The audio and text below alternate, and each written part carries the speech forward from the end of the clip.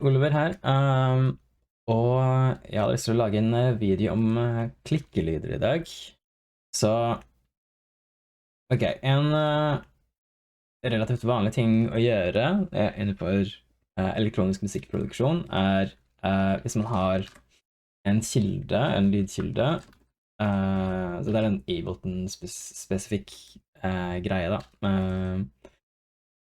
Hvis du har en lydkilde, og du skrur på warp, og setter algoritmen til beats med en veldig, veldig lav envelope, så får du masse interessante klikkelyder. Ups. Hvis jeg bare strekker den ut litt først.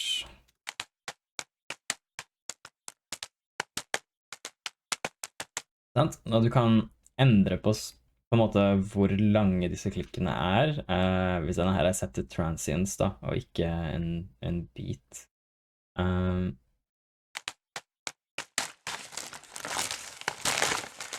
Så det er egentlig ganske kult i seg selv, men en ting som ikke blir snakket om så veldig mye er hvordan kilden du velger har på en måte en god del å si på hvordan sluttresultatet blir da. Så i dette tilfellet her så har vi papir, sant? Som høres noe sånn her ut. Men du kan også for eksempel, hvis du har lyden av bjeller eller noe sånt nå, så vil det høres noe sånt som det her ut.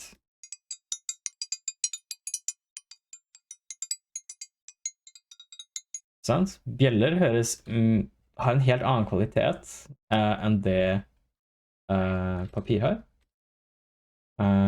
Så har vi, jeg tror det er ild som jeg har her.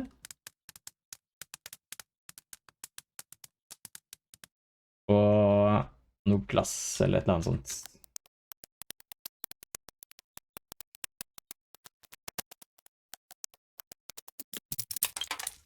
Ja.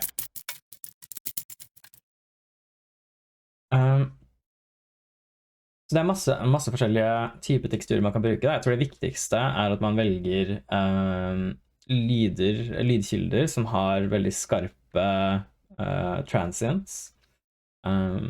Derfor funker disse typer lyder ganske bra. Sånn for eksempel ildlyden i seg selv, liksom hvis vi ikke gjør noe av dette tullet her. Så det er allerede ganske klikk i seg selv. Det er for så vidt papiret også. Skal vi se. Det er litt vanskeligere å høre det på papiret, men essensielt så er det masse sånne små klikk som skjer hele tiden. Og det man kan gjøre da, er å ta disse klikkene når man har gjort de om.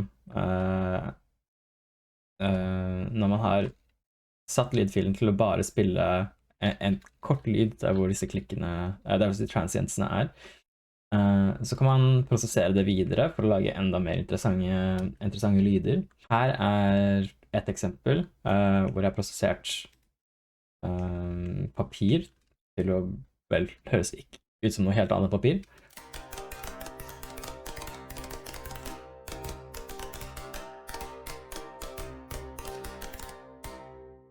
Så her høres det mer ut som et slags strengeinstrument, som er ganske kult. Men du trenger ikke å prosessere det på den måten heller. Du kan jo gjøre mye rart.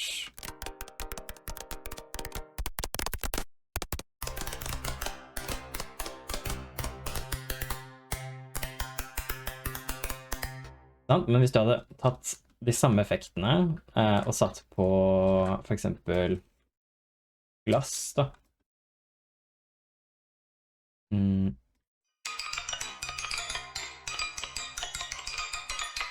Akkurat de samme effektene, men en helt annen lydkilde, får man et helt annet resultat. Så her er et eksempel hvor jeg brukte sånne vindklokker, eller wind chimes. Jeg husker ikke helt hva den norske terminologien for det er, men Det høres noe sånn ut, som er ganske kult. Og så her er ilden, etter litt prosessering. Som dere kanskje skjønner, så er jeg en stor fan av frekvensmodulering. Så er det enda mer greier her.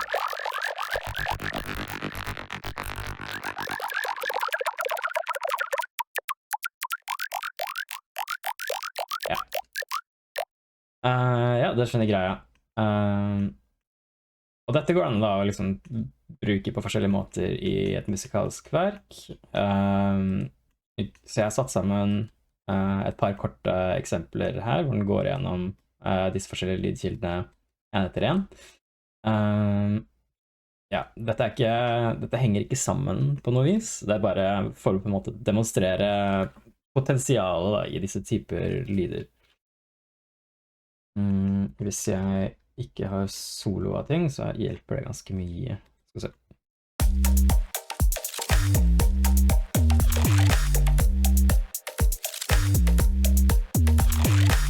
Sånn, så her har vi denne lyden som høres ut som et strengeinstrument. Som jeg endrer litt mer på. Man kan også gjøre det mer til et strengeinstrument, eller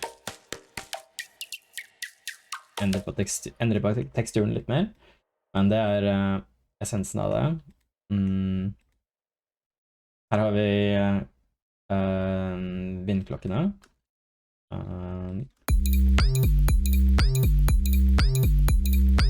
Det høres litt ut som en triangel eller et eller annet sånt nå.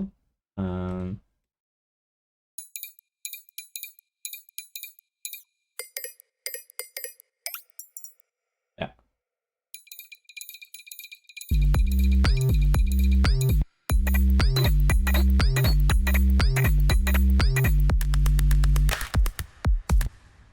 Ja, her har vi også bare vanlig. Dette var ilden, ja.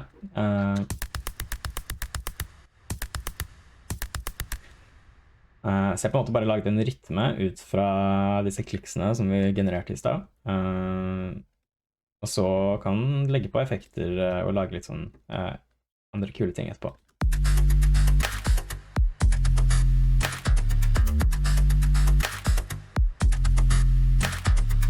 Ja, det er ganske fett. Ok, det er kanskje litt overkill, men ja.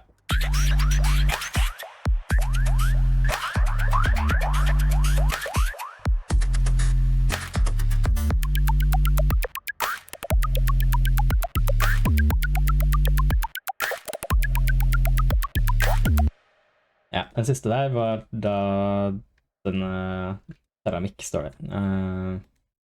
Ja, eller glass, eller hva enn det var.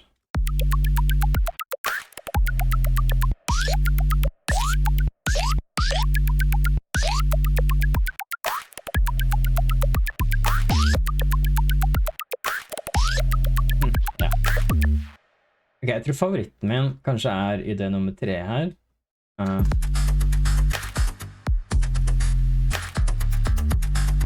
Jeg tror kanskje den mangler noe øvre frekvenser eller noe sånt nå, så vi kan jo bare prøve å legge til en hi-hat eller et eller annet sånt nå.